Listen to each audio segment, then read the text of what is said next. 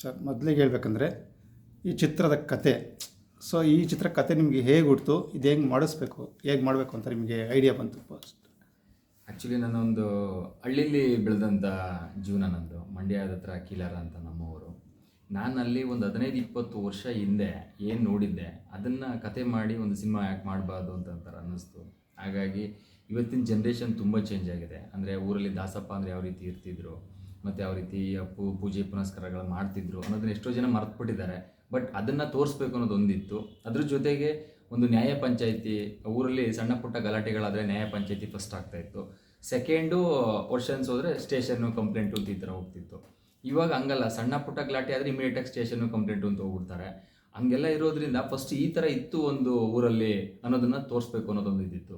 ಆಮೇಲೆ ಈ ಊರುಗಳಲ್ಲಿ ಹಳ್ಳಿಗಳಲ್ಲಿ ನಾಟಕಗಳು ಮಾಡ್ತಾರೆ. ಇವಾಗ ತುಂಬ ರೇರ್ ಆಗೋಯ್ತು. ಅವಾಗ ವರ್ಷಕ್ಕೆ 1-2 ನಾಟಕಗಳು ಮಾಡ್ತಾಯಿದ್ರು. ಇವಾಗ ತುಂಬ 5 ವರ್ಷ 4 ವರ್ಷ 10 ವರ್ಷಕ್ಕೊಂದು ನಾಟಕ ಮಾಡೋಕ್ಕೆ ಸ್ಟಾರ್ಟ್ ಆಗಿಬಿಟ್ಟಿದ್ದಾರೆ. ಅಂದರೆ ಮಾಡೋರು ಕಮ್ಮಿ ಆಗಿಬಿಟ್ಟಿದ್ದಾರೆ ಅಂತ. ಹಾಗಾಗಿ ಊರಲ್ಲಿ ಈ ಥರದ್ದೆಲ್ಲ ಇತ್ತು. ನೀವು ಯಾಕೆ ಉಪಯೋಗಿಸ್ಕೊಂತ ಇಲ್ಲ, ಮಾಡ್ತಾ ಇಲ್ಲ ಅನ್ನೋ ದೃಷ್ಟಿಗೋಸ್ಕರ ಅದನ್ನು ಒಂದು 15-20 ವರ್ಷ ಹಿಂದೆ ಕತೆನ ನಾನು ಇವತ್ತು ಹೇಳಕ್ಕೆ ಹೊರಟಿದ್ದೀನಿ. ಜನಗಳಿಗೆ ಈ ಇರೋ ಸಿಚುವೇಶನ್ನು ಮತ್ತು ಆಗಿರೋ ಸಿಚುವೇಶನ್ನ ಒಂದ್ಸಲ ರೀಕಾಲ್ ಮಾಡ್ದಂಗೆ ಆಗುತ್ತೆ ಅನ್ನೋ ದೃಷ್ಟಿಗೋಸ್ಕರ ಒಂದು ಸಿನಿಮಾ ಮಾಡಿದ್ದೀನಿ. ಇದಾಗಿ ನೀವು ಹೇಳಿದ್ರಿ, ನೀವು ನಮಗೆ ಮೊದಲನೇ ಟೈಮಲ್ಲಿ ನಿರ್ದೇಶನ ಮಾಡ್ತಿದ್ದೀವಿ ಅಂತ. ಸೊ ನೀವು ಯಾವ ಬ್ಯಾಕ್ ಸಪೋರ್ಟೇ ಇರಲಿಲ್ಲ ನಿಮಗೆ. ಸೊ ನಿಮ್ಗೆ ಏನು ಕಷ್ಟ ಆಗಲಿಲ್ವಾ ಫಸ್ಟ್ ಟೈಮ್ ನಿರ್ದೇಶನ ಮಾಡೋಕ್ಕಾಗಲಿ, ಕತೆ ಚಿತ್ರಕಥೆ ಬಗ್ಗೆ ಯಾವ ಥರ ನೀವು ಇದಾಗಿ ಸಪೋರ್ಟ್ ಮಾಡಿರಿ, ಯಾರು ಸಪೋರ್ಟ್ ಮಾಡಿರಿ ನಿಮಗೆ ಅದ್ರ ಬಗ್ಗೆ? ಅಂದರೆ ನನಗೆ ಆ್ಯಕ್ಚುಲಿ ಇಂಡಸ್ಟ್ರಿಗೆ ಬರಬೇಕಂತಂದರೆ ಒಂದು ಮೂಲ ಕಾರಣ ಇದೆ, ಒಂದು ಸಣ್ಣ ಕಾರಣ. ನಾನು ಯಾರಿಗೋ ಒಬ್ರಿಗೆ ಪ್ರೊಡ್ಯೂಸರ್ ಕೊಡ್ಸೋಕ್ಕೆ ಅಂತ ಪರಿಚಯ ಆಗಿದ್ದು. ನನಗೆ ಅವಾಗ ಒಂದು ಪಾತ್ರ ಕೊಡಿ ಅಂತ ಕೇಳಿದೆ. ಆವಾಗ ಅವ್ರು ಹೇಳಿದ್ರು ಪ್ರೊಡ್ಯೂಸರ್ ಕೊಡಿಸಿ, ಒಂದು ಪಾತ್ರ ಕೊಡ್ತೀನಿ ಅಂತ ಹೇಳಿದ್ರು. ಆ ಪಾತ್ರಕ್ಕೋಸ್ಕರ ನಾನೇನು ಮಾಡಿದೆ, ಪ್ರೊಡ್ಯೂಸರ್ ಕೊಡಿಸಿದೆ.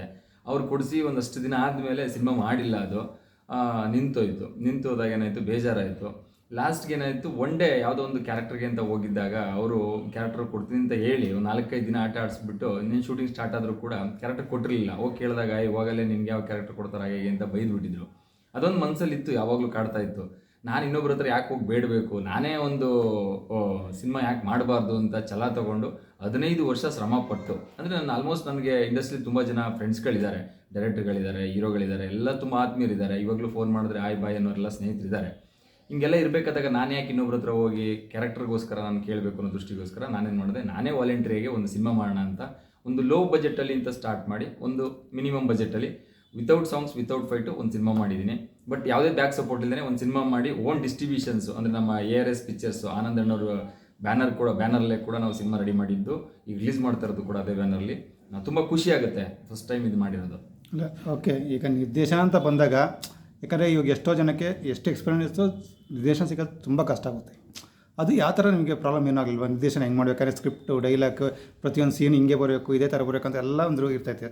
ಸೊ ಅದು ನಿಮ್ಗೆ ಯಾವ ಥರ ಪ್ರಾಬ್ಲಮ್ ಆಗಿಲ್ಲ? ಇಲ್ಲ, ಅದು ಅಂತಂದರೆ ನನಗೊಬ್ಬರು ಒಳ್ಳೆ ಕೋ ಡೈರೆಕ್ಟ್ರು ತುಂಬ ಚೆನ್ನಾಗಿರೋರು ಸಿಕ್ಕಿದ್ರು. ನಮ್ಮ ಅಸೋಸಿಯೇಟ್ ಆ್ಯಕ್ಚುಲಿ ರಾಕಿ ಅಂತ ಹೇಳ್ಬಿಟ್ಟು, ಪಾಪ ಅವರು ತುಂಬ ಬೇರೆ ಡೈರೆಕ್ಟರ್ಗಳ ಹತ್ರ ಕೆಲಸ ಮಾಡಿದರು. ಅವರು ನನಗೆ ಹೇಳಬೇಕು ಅಂತಂದ್ರೆ ಬ್ಯಾಕ್ ಸಪೋರ್ಟೇ ಅಂತಲೇ ಹೇಳ್ಬೋದು. ಪ್ರತಿಯೊಂದು ಕೂಡ ನನಗೆ ಹೇಳ್ತಿದ್ರು, ಸರ್ ಇಲ್ಲ ಇದು ಈ ಥರ ಅಂತ ಹೇಳ್ತಿದ್ರು. ಮತ್ತು ರೈಟಿಂಗಲ್ಲೂ ಕೂಡ ಆ್ಯಕ್ಚುಲಿ ಕೂಡ ನಾನು ಏನೇ ಡಿಸ್ಕಷನ್ ಮಾಡಿದ್ರು ಕೂಡ ನಾನು ಹೇಳಿದ ತಕ್ಷಣ ಇಮಿಡಿಯೇಟಾಗಿ ರೈಟಿಂಗ್ ಮಾಡ್ಕೊಂಡು ತೋರಿಸೋರು. ಸರ್ ಓಕೆ, ಈ ಥರ ಇದೆ, ಸ್ಕ್ರಿಪ್ಟ್ ಚೆನ್ನಾಗಿದೆ, ಹಿಂಗೆ ಮಾಡೋಣ ಹಂಗೆ ಮಾಡೋಣ ಅಂತ ಹೇಳ್ತಿದ್ರು. ಬಟ್ ನನಗೆ ಅದೊಂದು ಡೈರೆಕ್ಷನ್ ಡಿಪಾರ್ಟ್ಮೆಂಟಲ್ಲಿ ನನಗೊಂದು ಹೆಲ್ಪ್ ಆಯಿತು. ಯಾಕೆಂದರೆ ಅವರು ಬೇರೆ ಸಿನಿಮಾದಲ್ಲಿ ವರ್ಕ್ ಮಾಡಿರೋದ್ರಿಂದ ಅವ್ರು ನನ್ನ ಹತ್ರ ಬಂದು ನಾನು ಹಿಂಗೆ ಮಾಡಬೇಕು ಅಂತಿದ್ದೀನಿ ಅಂತ ಹೇಳಿದಾಗ ನನಗೊಂದಷ್ಟು ಐಡಿಯಾ ಕೊಟ್ಟಾಗ ನನಗೊಂದು ಆ ಪ್ಲ್ಯಾನ್ ಮೇಲೆ ಏನು ಮಾಡಿದ್ವಿ, ಒಂದು ಸಿನಿಮಾ ಮಾಡೋಕ್ಕೆ ಸಾಧ್ಯ ಆಯಿತು. ಓಕೆ. ಮತ್ತು ಇನ್ನೊಂದು, ಈಗ ಫಸ್ಟ್ ಟೈಮ್ ನೀವು ಡೈರೆಕ್ಷನ್ ಮಾಡಿದ್ದೀರಾ, ಆಗ ಒಂದು ನಟನೆ ಸಮೇತ ಮಾಡಿದ್ದೀರಾ. ಸೊ ನಟನೆ ಅಂತ ಬಂದಾಗ ಅದು ಒಂದು ನಿಮಗೆ ಫ್ರೆಶ್ಶು. ಈಗ ಹೆಂಗೆ ಮಾಡಬೇಕು ತೆರೆ ಮೇಲೆ, ಈಗ ಸೀರಿಯಲ್ಗಳೇ ಒಂಥರ, ಇದು ಬೆಳ್ಳಿ ತೆರೆ ಮೇಲೆ ದೊಡ್ಡ ಪಾತ್ರ ಮಾಡ್ಬೇಕಾದ್ರೆ ಅದು ಏನು ಸಮಸ್ಯೆ ಆಗಲಿ ನಿಮಗೆ? ಇಲ್ಲ, ನನಗೆ ಅನ್ನಿಸ್ತಿತ್ತು ಒಂದು ಒಳ್ಳೆ ಕ್ಯಾರೆಕ್ಟರ್ ಮಾಡಬೇಕು ಅಂತ ಅನ್ನಿಸ್ತಿತ್ತು. ಬಟ್ ಇದಕ್ಕೂ ಮುಂಚೆ ನಾನು ಒಂದು ಸಣ್ಣದಾಗಿ ಒಂದು 2-3 ವೆಬ್ ಸೀರೀಸ್ಗಳ ಥರ ಮಾಡಿದ್ದೀನಿ. ಅಂದರೆ ಕಾಮಿಡಿ ಸ್ಕಿಟ್ಗಳ ಥರ ಮಾಡಿದ್ದೀನಿ. 420 ಸ್ನೇಹಿತ ಅಂತ ಮಾಡಿದ್ದೀನಿ, ಬಾಯ್ ವೇಸ್ಟಿ ಅಂತ ಮಾಡಿದ್ದೀನಿ, ಬೇವರ್ಸಿ ಅಂತ ನವಾಜ್ ಮಾಡಿದ್ದೀನಿ, ಈ ಥರ ಒಂದು ಮೊಟ್ಟೆ ಪಪ್ಸು ಅಂತ ಮಾಡಿದ್ದೀನಿ. ಆಮೇಲೆ ಒಂದು ಕವರ್ ಸಾಂಗ್ಸ್ಗಳು ಒಂದು 2-3 ಮಾಡಿದ್ದೆ. ಎಲ್ಲರೂ ಕೂಡ ಹೇಳೋರು, ನೀವು ಫ್ರೇಮಲ್ಲಿ ಚೆನ್ನಾಗಿ ಕಾಣಿಸ್ತೀರ, ಯಾಕೆ ಟ್ರೈ ಮಾಡಬಾರ್ದು, ನೀವೇ ಹೀರೋ ಯಾಕೆ ಮಾಡಬಾರ್ದು ಅಂತ ಎಲ್ಲರೂ ಹೇಳ್ತಿದ್ರು. ನನಗೆ ಅದೊಂದು ಮೈಂಡಲ್ಲಿ ಕಾಡ್ತಾ ಇತ್ತು, ಕರೆಕ್ಟ್ ಅಲ್ವಾ, ನಾನು ಆರ್ಟಿಸ್ಟ್ ಆಗಬೇಕು ಅಂತಿದ್ದೀನಿ ಅಂತ ಹೇಳಿ ಪ್ರಯತ್ನ ಮಾಡಿದಂಥದ್ದು. ಬಟ್ ನನಗೆ ಅದೆಲ್ಲ ಸಣ್ಣ ಪುಟ್ಟ ಡಾಕ್ಯುಮೆಂಟ್ರಿ ಮಾಡಿದ್ದು ಇವತ್ತು ಒಂದು ಸಿನಿಮಾ ಮಾಡೋಕ್ಕೆ ಒಂದು ಖುಷಿ ಆಯಿತು. ಮತ್ತು ಅದನ್ನ ಅನುಭವ ನನಗೆ ಒಂದು ಸಿನಿಮಾ ಗಂಟ ತಂದುಬಿಡ್ತು. ಸೊ ಇನ್ನೊಂದು, ಇವಾಗ ಹೇಳಿ, ಚಿತ್ರ ತಿಥಿ ಸ್ಫೂರ್ತಿ ಆಯಿತಾ ನಿಮಗೆ ಈ ಚಿತ್ರ ಮಾಡೋಕ್ಕೆ? ತಿಥಿ ಸ್ಫೂರ್ತಿ ಅನ್ನೋದಕ್ಕಿಂತ ಇಂಪಾರ್ಟೆಂಟಾಗಿ ಆ ಸಿನಿಮಾ ನೋಡಿದ್ವಿ ನಾವು. ಆ ಸಿನಿಮಾ ನೋಡಿದಾಗ ಏನೂ ಇಲ್ಲದೇ ಈ ಸಿನಿಮಾನ 2 hours ನಿಲ್ಲಿಸಿದ್ದಾರೆ. ಬಟ್ ಇದಕ್ಕೆ ಒಳ್ಳೊಳ್ಳೆ ಅವಾರ್ಡ್ಗಳೆಲ್ಲ ಬಂತು. ಬಟ್ ಈ ಪ್ಯಾಟರ್ನಲ್ಲಿ ನಾವು ಯಾಕೆ ಬೇರೆ ಥರ ಇನ್ನೊಂದು ಟ್ರೈ ಮಾಡಬಾರ್ದು ಅನ್ನೋ ದೃಷ್ಟಿಗೋಸ್ಕರ. ಬಟ್ ಇದಕ್ಕೂ ಮುಂಚೆ ಇನ್ನೊಂದೇನಾಗಿತ್ತು ಅಂದರೆ ಒಂದು ಹೊಸದೊಂದು ಸಿನಿಮಾ ಅನೌನ್ಸ್ ಮಾಡಿದ್ವಿ. ಆ ಸಿನಿಮಾ ಕಾರಣಾಂತರದಿಂದ ಮೂರ್ತಾಗಿ ನಿಂತೋಗ್ಬಿಟ್ಟಿತ್ತು. ಗ್ಯಾಪ್ ಆಯಿತು, ಏನು ಮಾಡೋದು, ಹಿಂಗೆ ಆಗ್ಬಿಟ್ರೆ ಮರ್ಯಾದೆ ಹೋಗುತ್ತಲ್ಲ ಅನ್ನೋ ದೃಷ್ಟಿಗೋಸ್ಕರ ಒಂದು ಸಣ್ಣ ಬಜೆಟಲ್ಲಿ ಒಂದು ಸಿನಿಮಾ ಮಾಡಬೇಕು ಅಂತ ಟ್ರೈ ಮಾಡಿ without songs without fight 2 hours ಸಿನಿಮಾನ ನಿಲ್ಸೋಣ, ಏನಾರ ಪ್ಲ್ಯಾನ್ ಮಾಡೋಣ ಕ್ರಿಯೇಟಿವಿಟಿಯಾಗಿ ಅಂತೇಳಿ ವಿನೋದ್ ಗೊಬ್ರಗಾಲ, ಮಂಜು ಪಾವಡ, ತಿಥಿ ಪಿಕ್ಚರ್ ತಮ್ಮಣ್ಣ ಅವರು, ಮತ್ತು ಸುರಕ್ಷಿತಾ ಶೆಟ್ಟಿ ಅಂತ, ಮತ್ತು ಸಿಂಚನ, ಸವಿತಾ ಅಂತ, ಮತ್ತು ತುಂಬ ಜನ ಇನ್ನಷ್ಟು ಜನ ಆರ್ಟಿಸ್ಟ್ಗಳು ಚೆನ್ನಾಗಿ ಸಿಕ್ಕಿದ್ದು ನಮಗೆ, ಅಂಜನಾ ಗಿರೀಶ್ ಅಂತ, ಅವರೆಲ್ಲರನ್ನೂ ಹಾಕ್ಕೊಂಡು ಒಂದು ಅದ್ಭುತವಾಗಿರೋದೊಂದು ಕತೆ ಮಾಡಿಕೊಂಡು ಮಾಡಿದ್ವಿ. ತುಂಬ ಖುಷಿ ಆಯಿತು ನಮಗೆ ಇದನ್ನೆಲ್ಲ ಮಾಡೋಕ್ಕೆ.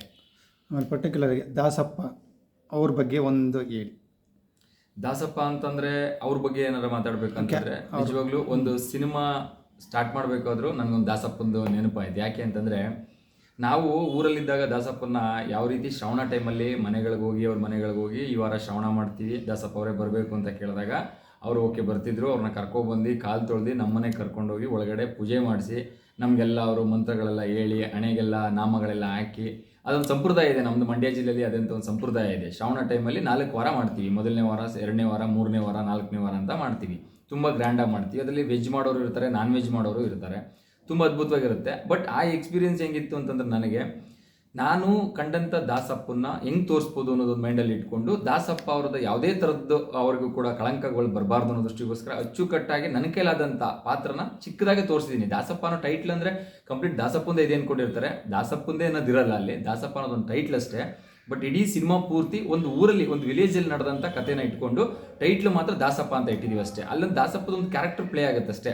ಅವ್ರದ್ದೊಂದು ಫ್ಯಾಮಿಲಿ ಸ್ಟೋರಿ ಬರುತ್ತೆ. ನೀವು ಕಣ್ಣಂಗದಲ್ಲಿ ಕುಡ್ಕುನ್ ಪಾತ್ರ ಬರುತ್ತೆ, ಮಂಜು ಪಾವಗಡವ್ರ ಪಾತ್ರ ಬರುತ್ತೆ, ಇದ್ರ ಪಾತ್ರ, ಮತ್ತು ಸೀನಣ್ಣವ್ರ ಪಾತ್ರ ಬರುತ್ತೆ, ತಮ್ಮಣ್ಣವ್ರ ಪಾತ್ರ ಬರುತ್ತೆ, ಅವ್ರ ಮಗಳು ಕ್ಯಾರೆಕ್ಟರ್ ಬರುತ್ತೆ, ನಾನು ಅವ್ರನ್ನ ಮಗಳನ್ನ ಲವ್ ಮಾಡ್ತೀನಿ ಆ ಕ್ಯಾರೆಕ್ಟರ್ ಬರುತ್ತೆ. ಈ ಎಲ್ಲ ಅಂಶಗಳಿದೆ. ಎಲೆಕ್ಷನ್ ಇದೆ, ಪಂಚಾಯಿತಿ ಇದೆ, ನಾಟಕ ಇದೆ, ಮತ್ತು ಜಗಳ ಇದೆ. ಇದೆಲ್ಲ ಇಟ್ಕೊಂಡು ಯಾಕೊಂದು ಕತೆ ಮಾಡಬಾರ್ದು ಅಂತ ಇಟ್ಕೊಂಡು ಮಾಡಿದಂಥದ್ದು. ಕಂಪ್ಲೀಟಾಗಿ ದಾಸಪ್ಪನೇ ಅಂತಲೇ ಅಲ್ಲ ಇದರಲ್ಲಿ. ದಾಸಪ್ಪ ಅನ್ನೋದೊಂದು ಟೈಟ್ಲು. ಬಟ್ ದಾಸಪ್ಪ ಮೂಲ ಚೆಕ್ ಮಾಡೋಕ್ಕೆ ಹೋಗಿಲ್ಲ ನಾವು. ದಾಸಪ್ಪನ ಟೈಟ್ಲ್ ಇಟ್ಕೊಂಡು ಅವ್ರದ್ದೊಂದು ಲೈನ್ ಅಷ್ಟೇ, ಜಸ್ಟ್ ಒಂದು ಲೈನು ತೊಗೊಂಡು ಅವ್ರದ್ದು ದಿನಚರಿ ಹೇಗಿರುತ್ತೆ, ಸಂಪ್ರದಾಯ. ಆಮೇಲೆ ನಮಗೆ ಎಕ್ಸ್ಪೆಷಲಿ ಏನಂತಂದರೆ ಮಂಡ್ಯ ಜಿಲ್ಲೆಗಳಲ್ಲಿ ನಾವು ಯಾವ ಥರ ಅಂತಂದರೆ ಮಾನ ಮರ್ಯಾದೆಗೆ ಅಂಜೋದು ಜಾಸ್ತಿ. ಅಂದರೆ ಏನಾರ ಒಂದೊಂದು ಮನೆಗಳಲ್ಲಿ ಪ್ರಾಣಗಳೇ ಹೋಗ್ಬಿಡ್ತವೆ. ಮಾನ ಮರ್ಯಾದೆಗೋಸ್ಕರ ಎಷ್ಟೋ ಜನ ಸೂಸೈಡ್ ಮಾಡ್ಕೊಂಡ್ಬಿಟ್ಟಿದ್ದಾರೆ. ಎಷ್ಟೋ ಜನ ಮಾನ ಮರ್ಯಾದೆಗೋಸ್ಕರ ಇನ್ನೊಬ್ಬರನ್ನ ಸಾಯಿಸೇ ಬಿಟ್ಟಿದ್ದಾರೆ. ಅಂದರೆ ಮಗಳು ಲವ್ ಮಾಡಿಬಿಟ್ಟಿದ್ದಾಳೆ ಅಂತಂದರೆ ಮಗಳನ್ನ ಕತ್ತರಿಸಾಕುವಂಥದ್ದು ಲೈಫ್ಗಳು ನಡೆದಿದೆ. ಈ ಥರದ್ದು ಏನೇನೋ ನಡೆದಿರುತ್ತೆ. ಬಟ್ ಅವೆಲ್ಲ ನಾವು ನೋಡಿರ್ತೀವಿ, ಟಿ ವಿಲಿ, ಪೇಪರ್ಲೆಲ್ಲ ನೋಡಿದ್ದೀವಿ. ಹಿಂಗೆ ಆಯ್ತಂತೆ, ಯಾರನ್ನ ಲವ್ ಮಾಡಿಬಿಟ್ಟಿದ್ರಂತೆ, ಅವ್ರ ಮನೆಯವ್ರಿಗೆ ಮಾಡಿಬಿಟ್ರಂತೆ ಅಂತೆಲ್ಲ ಇರ್ತವೆ.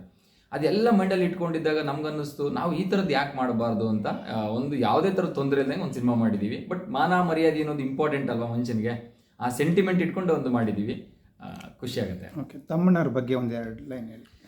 ತಮ್ಮಣ್ಣವ್ರ ಬಗ್ಗೆ ಹೇಳಬೇಕು ಅಂತಂದರೆ ಒಂದು ತಿಥಿ ಸಿನಿಮಾ ಆದಮೇಲೆ ಲಾಂಗ್ ಗ್ಯಾಪ್ ಆಯ್ತಾ ಬಂತು ಪಾಪ ಅವ್ರದ್ದು. ಅವ್ರನ್ನ ಕರೆದಿ ನಾನು ಹಿಂಗೆ ಒಂದು ಕತೆ ಮಾಡ್ಕೊಂಡಿದ್ದೀನಿ. ಟೈಟ್ಲು ದಾಸಪ್ಪ ಅಂತ ಇದೆ. ಕಂಪ್ಲೀಟ್ ಲೀಡ್ ರೋಲ್ ಆಗಿರ್ತೀರಾ ನೀವು ಮಾಡಿ ಅಂತ ಕೇಳ್ಕೊಂಡಾಗ ಅವರು ತುಂಬ ಖುಷಿಯಿಂದ ಬಂದು ಇಲ್ಲ ನಾನು ಮಾಡ್ತೀನಿ, ಕತೆ ಚೆನ್ನಾಗಿದೆ ಅಂತ ಹೇಳಿ.